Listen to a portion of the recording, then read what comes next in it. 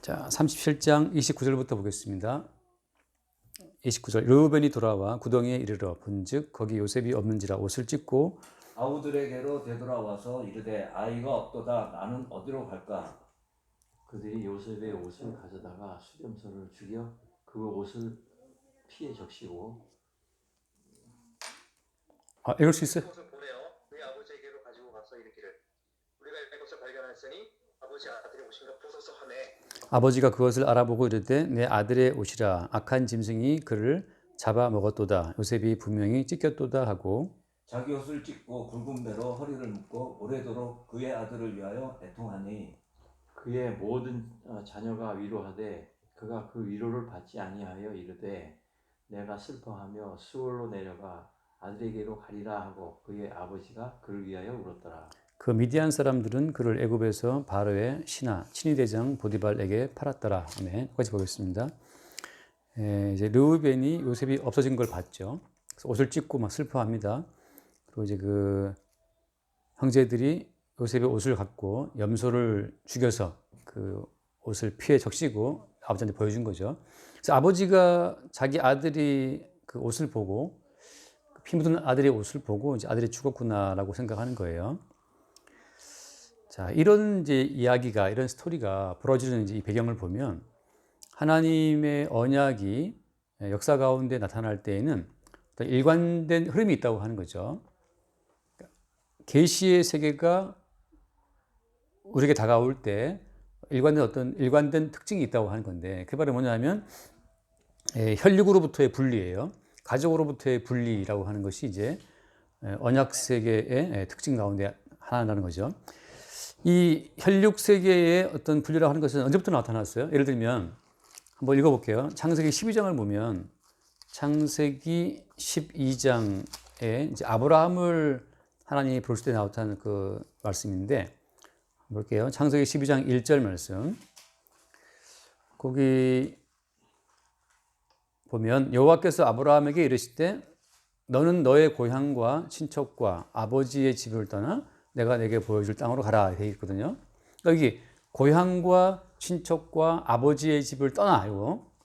그러니까 고향과 친척과 아버지의 집으로부터 분리되는 것, 떠나가는 것, 그것이 언약 세계가 혈육의 세계에 들어올 때 처음 나타나는 어떤 하나의 사건, 그러니까 언약 세계가 우리 가운데 보이는 사건이라고 하는 거죠.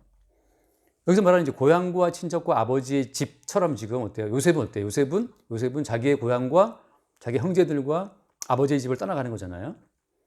그러니까 아브라함도 고향과 친척과 아버지의 집을 떠나갔고, 그 다음에 요셉도 자기 고향과 형제들과 아버지의 품을 떠나서 낯선 땅으로 팔려갔단 말이죠.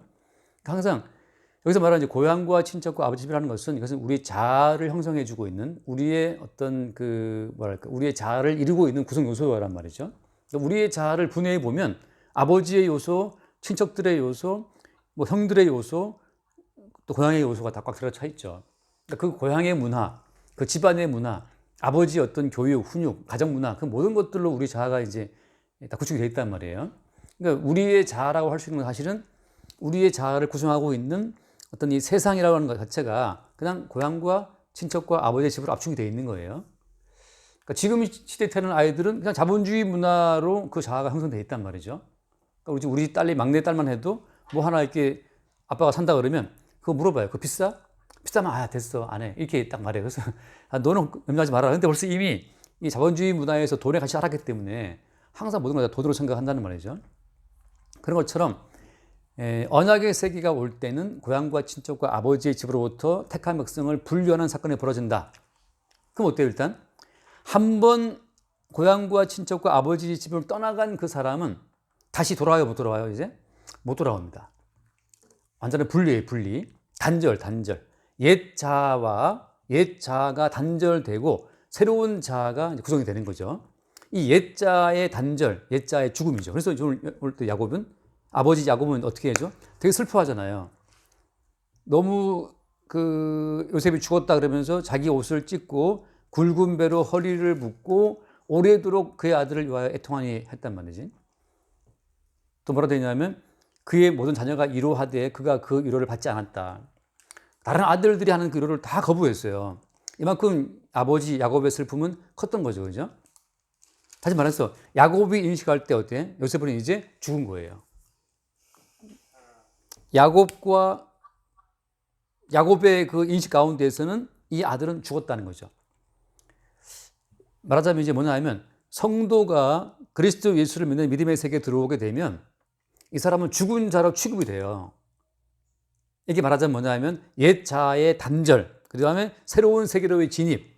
그러니까 구원받았다는 것은, 구원받았다라고 하는 것은 구원의 어떤 그 효능, 구원의 어떤 활동이 덮쳐오게 되면 이 사람은 옛 자아의 세계에서는 살아있는 자로 취급될 수가 없게 돼 있어요. 이걸 뭐라고 표현해요? 요한복음에서는? 우리가 알다시피 한번 읽어볼게요. 요한복음 3장을 한번 보면, 요한복음 3장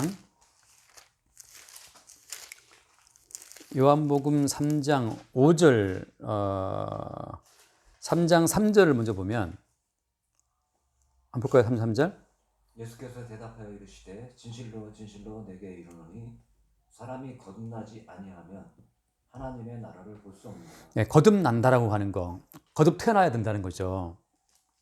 그리고 무슨 말 하냐면 그 5절 말씀 봐요. 예수께서 대답하시되 진실로 진실로 내게 이르노니 사람이 물과 성령으로 나지 아니하면 하나님의 나라에 들어갈 수 없느니라. 예, 물과 성령으로 나지 아니하면 돼 있죠. 이때 말하는 물은 뭐예요? 물이라고 하는 것은 죽음이에요. 죽음.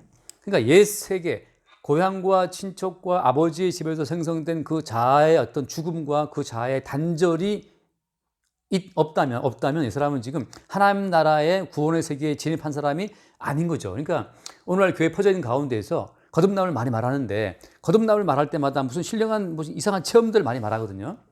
거듭났다라고 말하는 분들 들어보면 뭘 경험했다, 뭘 들었다 그런 말이 많이 있는데 다 필요 없고, 거듭났다면 옛 자를 끝없이 죽이는 그 물에 빠져 죽이는 그 단절성이 있냐 말이죠. 옛 자의 단절성이 없다면 그 사람이 말하는 그 어떤 체험도 마찬가지지만 다 헛것이에요. 왜냐하면 옛 자의 확대 개념, 옛 자의 어떤 뭐 성숙, 옛 자의 발전 개념으로서의 체험 자체는 이게 사람을 속이는 거예요. 그러니까 나는 뭘 경험했다, 뭘 들었다, 뭐 해서 그냥 옛 자의 뭐랄까 자기 자랑을 하고 싶은 옛 자에다가 신령한 체험을 했다는 걸 덧붙이는 거지 그냥. 그래서 뭐 기도하는 분들 뭐 기도한 경험들을 말할 때마다 항상 어떤 자랑을 은근히 말을 해요. 간증 집회도 대부분 자랑이 많고. 다 그 옛자의 확대 개념으로서 나는 원래 이런 사람이었는데 이런 체험도 했다. 이런 은사를 경험했다. 이런 신령한 지식이 있다. 계속 어떤 자기 자아를 확대하는 개념으로 신앙을 바라보는 분이 많거든요. 근데 성경에서 말하는 거듭남은 뭐냐 하면 옛 자아의 단절이 죽음이라고 하는 거죠. 그러니까 거듭난 사람이라면 사실은 끝없이 옛 자아가 단절되는 어떤 사건 속으로 주님이 인도한다고 하는 거예요.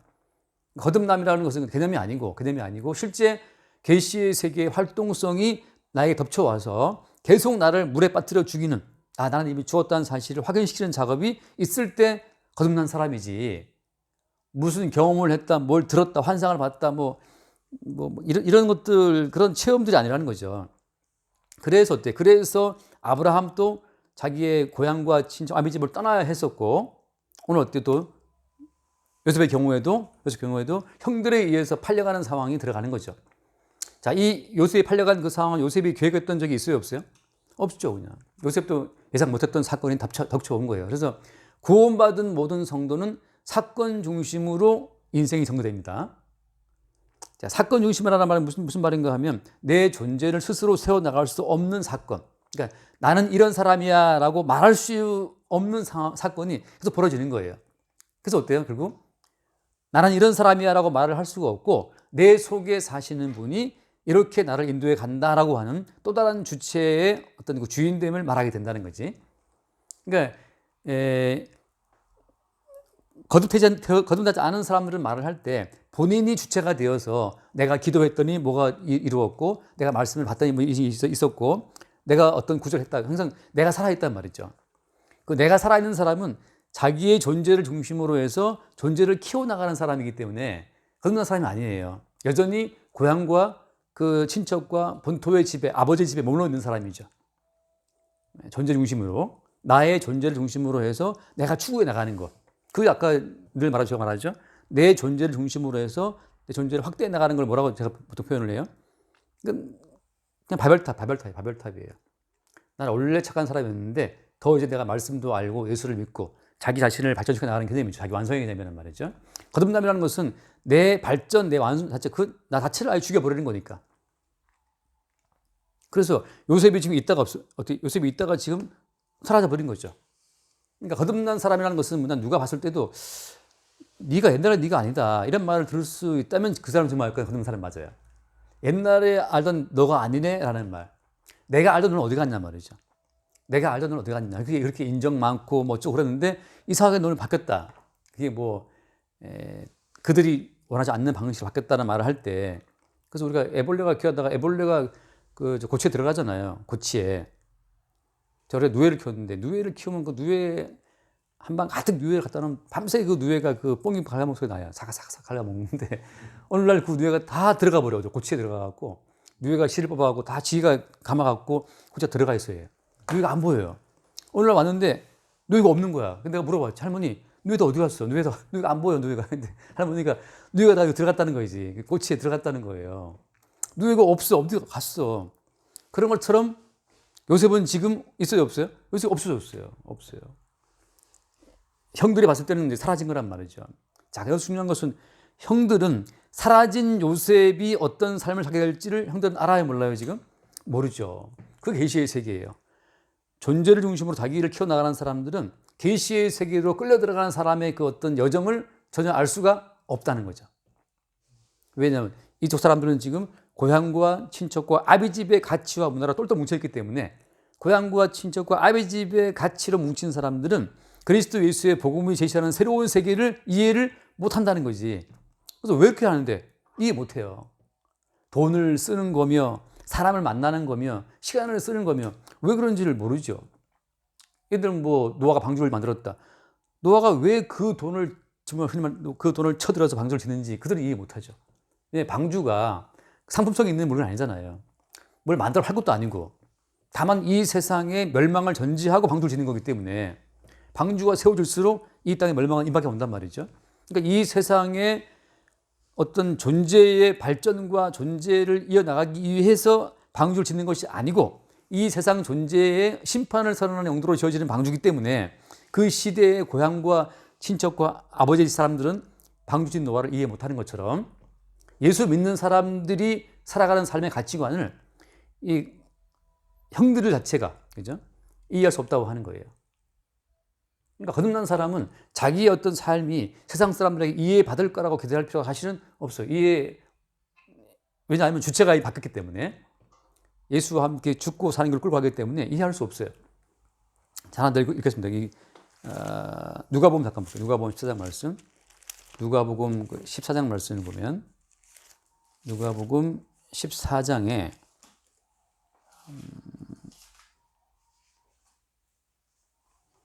거기에 14장 25절 말씀 볼까요? 25절부터.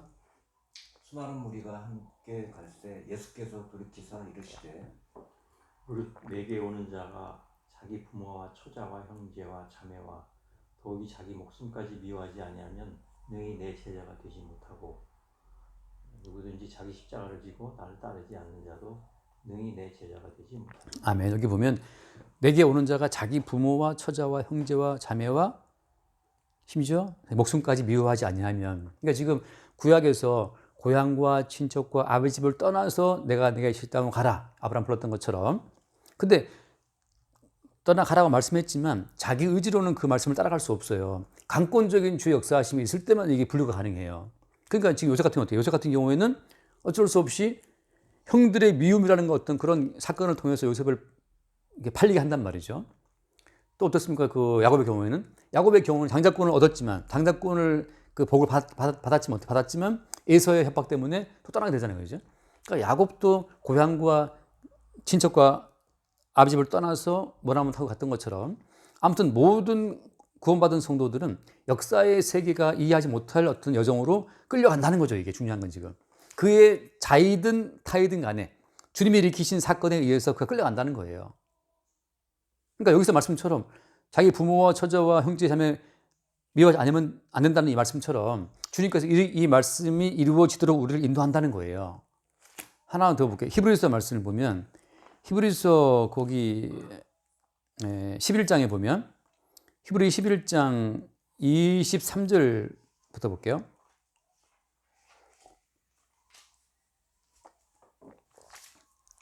믿음으로 모세가 낳았을 때에 그 부모가 아름다운 아이임을 보고 석 달 동안 숨겨 왕의 명령을 무서워하지 아니하였으며 자, 믿음으로 모세는 장성하여 바로의 공주의 아들이라 일체함받기를 거절하고 그 다음부터 25절 도리어 하나님의 백성과 함께 고난받기를 잠시 죄악의 낙을 누리는 것보다 더 좋아하고 그리스도를 위하여 받는 수모를 애굽의 모든 부하보다 더 큰 제물로 여겼으니 이는 상주심을 바라봅니다. 여기 보면 모세가 자발적으로 애굽을 떠나서 그죠?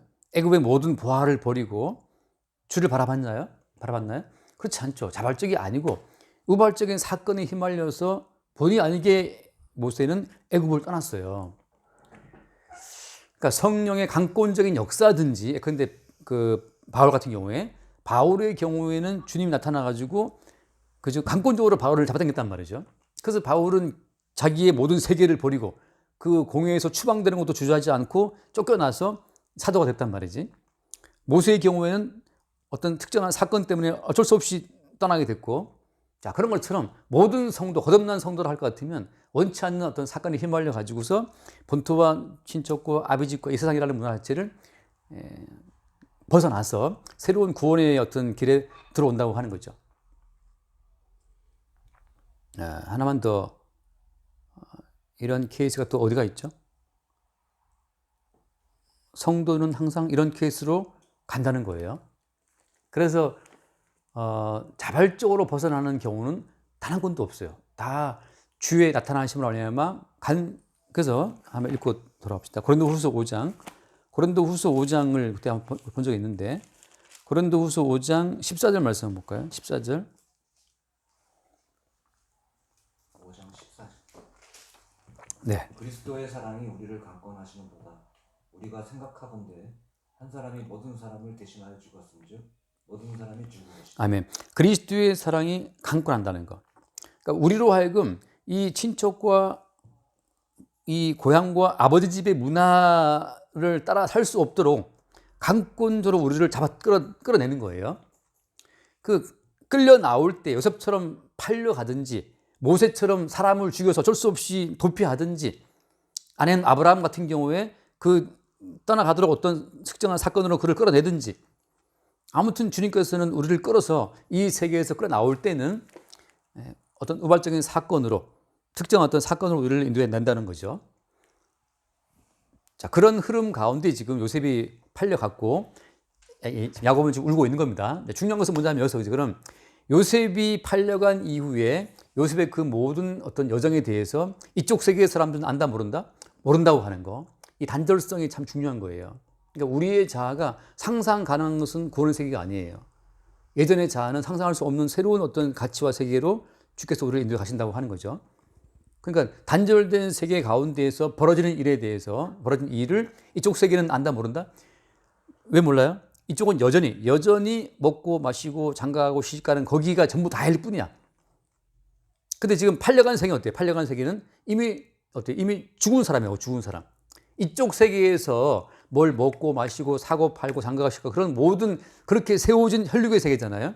혈육의 세계는 그냥 생존이 진리고 생존이 우선이거든. 생존 중심의 세계에서는 일단 생존의 세계에서 팔려간 요셉, 생존 세계에서 이미 던져진 그 죽음의 세계에 들어간 그 인생에 대해서는 안다 모른다? 이거 모르는 거예요. 그러니까 이들이 봤을 때는 요셉은 이미 죽은 자고 팔려갔으니까 뭐 몰라 그거는. 근데 그 팔려간 그 세계 한 번 더 읽고 넘어봅시다. 베드로전서 2장을 잠깐 볼게요. 베드로전서 2장 2장 4절 말씀 한번 볼까요? 2장 4절. 사람에게는 버림받아 되었으나 하나님께는 택하심을 입은 보배로운 산돌이신 예수께 나아가. 네. 자, 사람에게 버림받아 되었다. 건축자들의 버린 돌처럼 사람의 가치관, 건축자들이 집을 지을 때 혈육 중심으로, 그죠? 내 육체 중심, 존재 중심, 내 존재를 세워야 되니까 존재 중심, 그다음에 그 친척, 그 고향의 가치를 따라서 뭔가를 지어 나간단 말이죠. 사람들이 건물을 지을 때, 돈을 벌 때 왜 버는 거예요? 결국은 이 자본주의의 거대한 가치를 따라서 그들이 뭔가를 세워 나간단 말이죠. 그 세계로부터 버림받은 그 돌, 우리가 세우는 이 세계에 너는 필요 없다 하고 요셉을 버렸잖아요. 그렇게 요셉을 버린 것처럼 그렇게 예수를 버렸는데 그 버린 돌처럼 됐던 그 예수 그리스도가 보배로운 산 돌이다. 새로운 집을 세운다고 하는 거죠. 그러니까 새로운 차원의 생명의 세계는 이쪽 고향과 친정과 아버지 집의 가치로서는 이해할 수 없는 어떤 새로운 세계를 주님이 세운다고 하는 건데 그 세계를 보여주는 모형이 요셉인 거죠. 요셉이. 그래서 지금 형들은 도대체 그들의 구원에 대해서는 알 수 없고 장차 닥쳐오게 될 흉년도 그들은 알아요, 몰라요? 모르죠. 그러니까 장차 임박해온 어떤 그 심판, 마치 노아 때 홍수가 오는 것처럼 요셉 형들은 지금 장차 올 그 기근 때문에 그 엄청난 기근에 대한 그 사망의 그 순간을 지금 모르고 있단 말이죠. 근데 이미 요셉은 어떻게 팔려가서 그 세계를 준비하고 있어요. 그렇죠. 우리의 인식 가운데에서는 죽음을 모르고 있는데 우리가 던져버린 그 예수 그리스도가 새로운 생명의 세계를 준비하고 있다고 하는 거. 그러니까 이 세계는 이쪽 세계에서는 이쪽 계시의 세계를 전혀 안다 모른다? 모른다고 하는 거죠. 모른다고. 그 단절성. 자, 그렇기 때문에 이 세계에서 죽는 방식으로 벌어지는 방식으로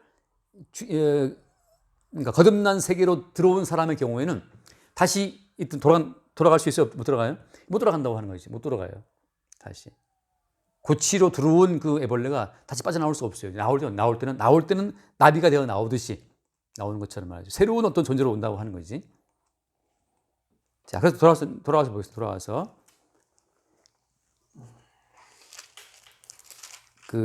돌아와서 다시 한번 35절 말씀 볼게요.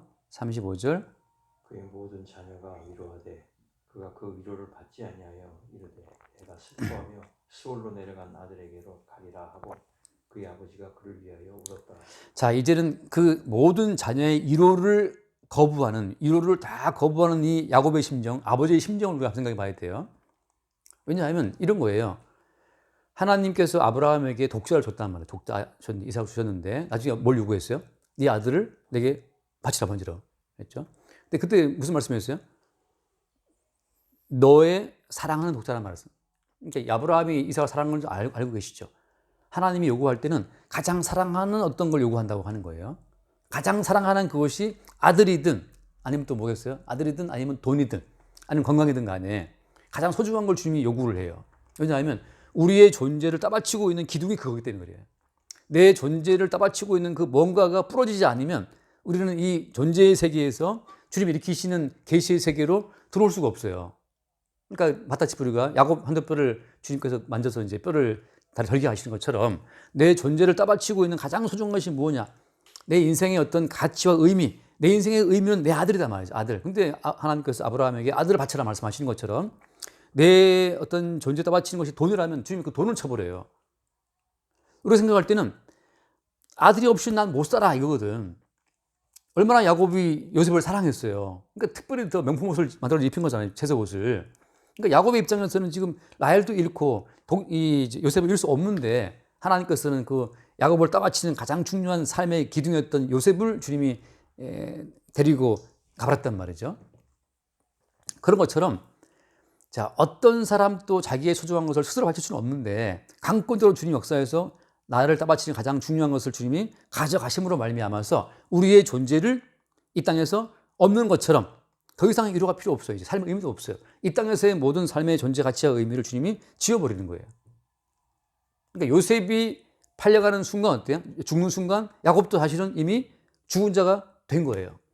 그래서 그 뒤에 이제 야곱에게는 별로 나오는 게 없어요. 가장 소중한 것을 잃어버리는 그것으로 말미암아 야곱의 인생은 또 끝난 거죠. 이제 사람이 인생 살면서 내게 보람을 주는 거 뭔가 잃어버리면 사람 맛이 없어요. 사람 재미도 없고.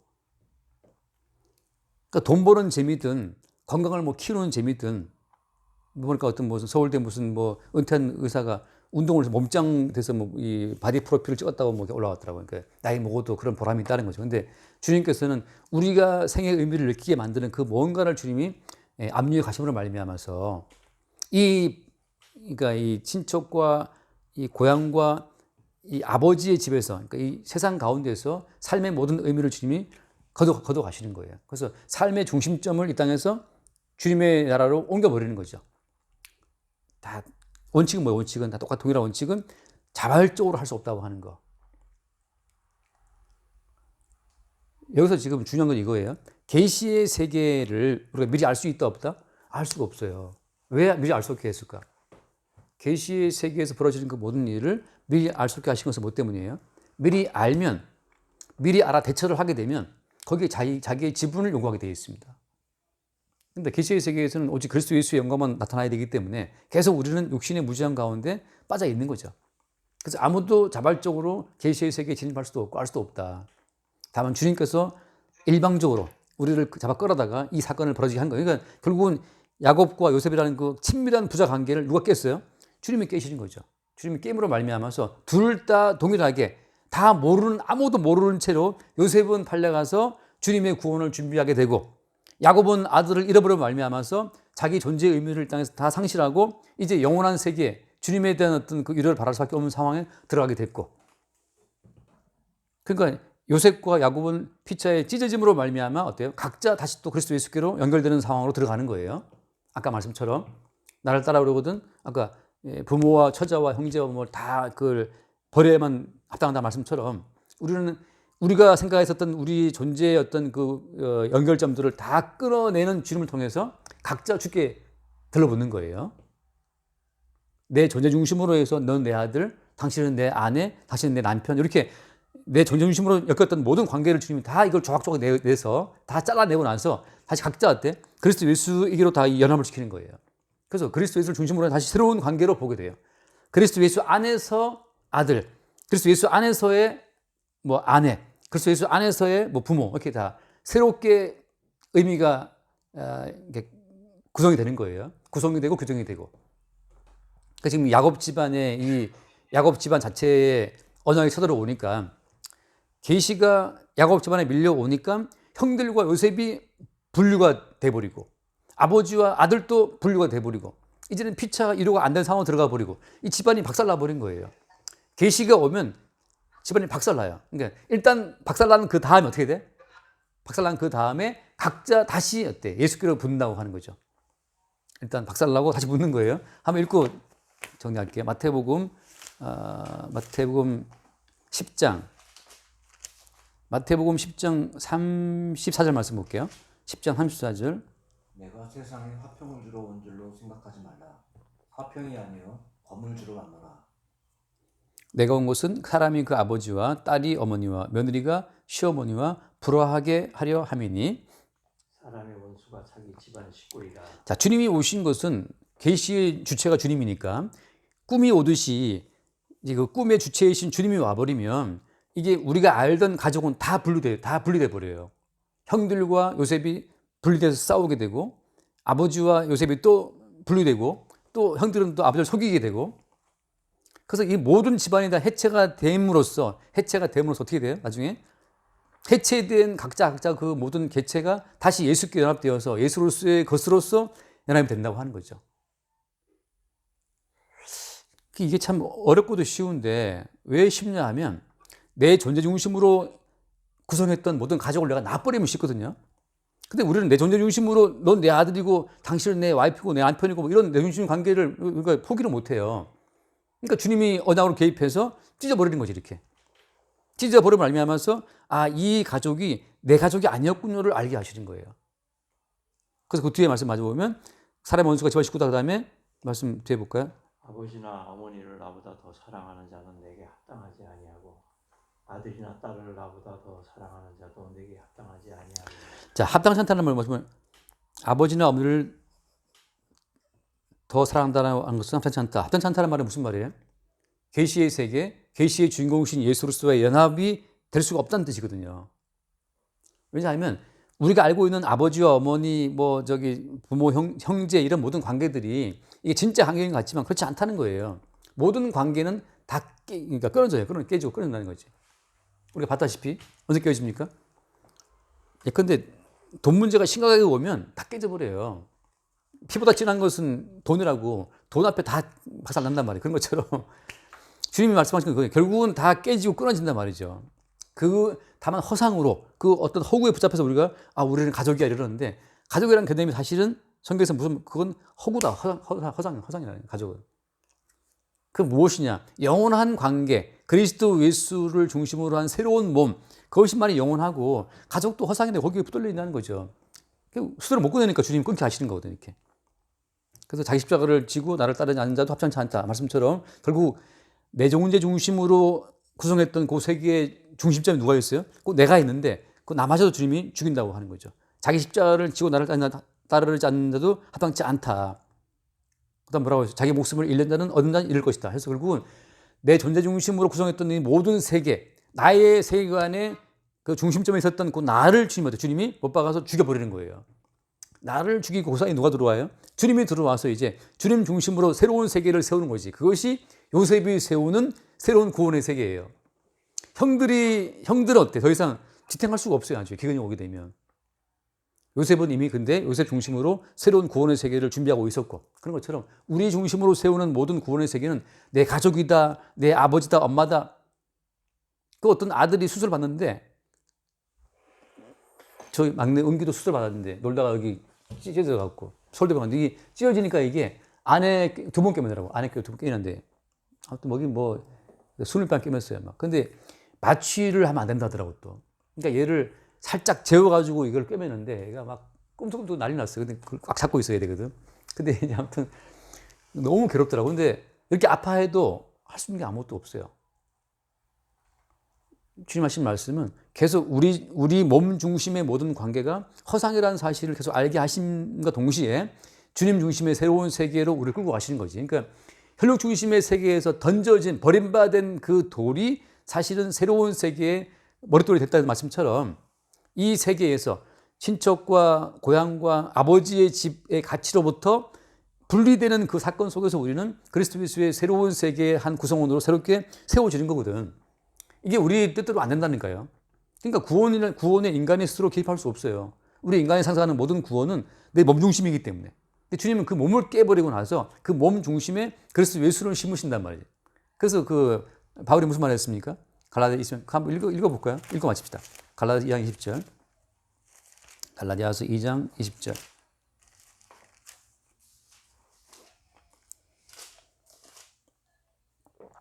내가 그리스도와 함께 십자가에 못 박혔나니 그런즉 이제는 내가 사는 것이 아니요 오직 내 안에 그리스도께서 사시는 것이라. 아멘. 여기 보면 분명히 말해주고 있죠. 주체가 누가 주체예요? 내가 아니고 누구다? 그리스도라고 하는 거. 이거를 아까 어떤 뭐 친구 목사가 또 막 교인들 암송을 시키고 있더라고요. 암송을 시키는데 잘 기니까 못 외우니까 또 막 잘라서 암송을 시키는데 이거 암송해야 아무 쓸모 없어요. 왜 쓸모 없습니까? 이 말씀이 살아서 실체가 될 때 항상 나의 중심성을 주님이 제거하고 깨뜨리면서 내 속에 새로운 주체이신 그리스도를 드러내실 때 이게 이루어지는 말씀이지. 이거 외운다고 되겠어요? 외운다고? 이건 하나의 개념이지. 그러니까 요셉을 팔아먹듯이 야곱 중심의 그 모든 가족 가운데서 주님이 요셉을 팔아먹음으로 말미암아서 야곱 중심의 모든 세계를 허물어 버리시거든. 그러니까 항상 내가 생각하는 내 세계가 허물어지는 그런 사건 속에 있을 때 그 사람에게 거듭남의 세계, 그리스도와 그 새로운 세계로 지금 들어와 있다는 증거가 되는 거지. 그죠? 사도 바울에게 나타나가지고서 난 네가 핍박한 예수다 하고 주님이 나타나시든지 간에 우선 나의 중심성을 주님이 해체하고 배척하고 죽이는 그 사건의 연속에 있을 때 그 사람 거듭난 사람이고 그 속에 사시는 분이 주님을 알 수 있는 거지. 이거 외운다고 되는 게 아니란 말이죠. 그러니까 이 말씀처럼 아까 이 요셉 팔아먹은 것처럼 그런 식으로 철학적인 모든 가치와 아무 상관이 없어요. 동생 팔아먹을 수 있느냐? 그런 질문을 할 거 없어요. 선악 가치와 아무 상관이 없이 가족을 분리시키는 주의 작업 속에 택함한 백성은 들어와 있다는 거지. 그러니까 피차에 이제 형제든 자매든 아무도 신뢰하거나 믿을 수 없어요. 오히려 나를 그리스도로 연합시키는 과정으로 주님이 동원하실 분이란 말이지. 주님께서는 칼로 주러 오신 분이기 때문에. 그래서 형제간 칼로 쫙 찢어버리고 부모 형제 칼로 찢어버리고 다 분리시켜버려요. 분류되어서 아무도 믿을 놈이 없네? 거기서 이제 누가 바라보는 겁니까? 주님을 바라보게 되는 거죠. 그 사건에 휘말려 들어가는 사람들이 그리스도 예수의 거듭난 백성이라고 하는 거예요. 그러니까 거듭났다고 말하면서 이 혈육에서 나를 분리시키는 사건이 없다? 거듭난 사람이 아닌 거예요. 개념상의 크리스찬은 가능하지. 그러니까 돈에서 나를 분리시키고 부모에서 다 매일매일 그런 작업이 우리가 안에 벌어진다는 거죠. 그런 작업 속에 택한 백성은 들어와 있다는 겁니다. 여기까지 할까요? 35분. 야, 네. 기도합시다. 동영재 먼저 하세요. 네, 먼저 하십시오. 네, 주님 감사합니다. 오늘 또 이렇게 요셉이 세상에서 분리되는 이 과정을 통해 주님께서 성도를 부르시는 그 방법과 과정들을 보게 됩니다. 주님은 이 세상에서 자기 백성을 구별하기 위해 부모와 형제와 처자와 자매들로부터 분리를 시키시고 심지어는 자기 목숨까지 미워하게 만드십니다. 저희 안에 이러한 은혜가 있기를 정말 더욱더 소망하게 되고 세상과 분리됨을 통해 그리스도께 가까이 가는 그 은혜에 저희가 믿음으로 감동하며 아멘하며 주와 함께 나아갈 수 있도록 주님 도와해 주시옵소서. 아멘. 예수님 이름으로 기도합니다. 아멘. 주님 감사합니다. 우리가 이 세상에 살면서 항상 없어서는 안 될 가장 중요하게 생각하는 돈, 명예, 혈연 등등의 모든 가치를 깨끗이 부정시키고 그 세계와의 단절을 통해서 주님이 만드시는 새로운 그리스도 안에서의 새로운 관계로 우리가 이동이 되어야만 그것이 곧 거듭남이며 그것이 주님이 만든 세계로 가는 지름길을 오늘 말씀을 통해서 배웠습니다. 항상 우리가 믿고 따르는 이 땅의 모든 가치를 부정케 하시고 심지어 나까지도 부정케 하는 그런 세계로의 인도를 늘상 기도하며 주님의 이름으로 기도드렸사옵나이다. 아멘. 아멘. 하나님 아버지 감사합니다. 오늘 말씀 통해서 요셉이 형제들과 아버지로부터 분리되는 그런 과정을 통해서 우리의 그 가치관,